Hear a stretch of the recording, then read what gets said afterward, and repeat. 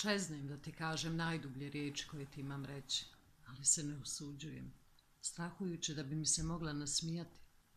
Zato se smijem sam sebi i odajem tajnu svoju šali. Olako ulizimam bol svoj, strahujući da bi ti to mogla učiniti. Čeznem da ti kažem najvjernije riječi koje ti imam reći, ali se ne usuđujem, strahujući da bi mogla posumnjati u njih. Zato ih oblačim u neistinu i govorim suprotno onome što mislim. Ostavljam bol svoj da izgleda glup, strahujući da bi ti to mogla učiniti.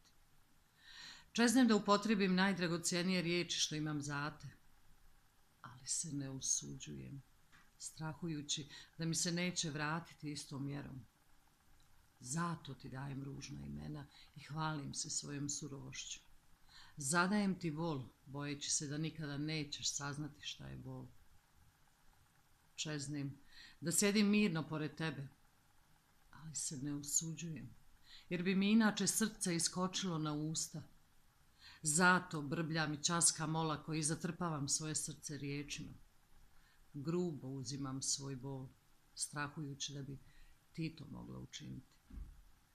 Čeznem da te ostavim zauvijek, ali se ne usuđujem, strahujući da bi mogla otkriti moj kukavičluk.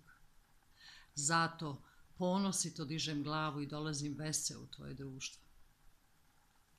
Neprekidne strijele iz tvojih očiju čine da je bol vječito svjež.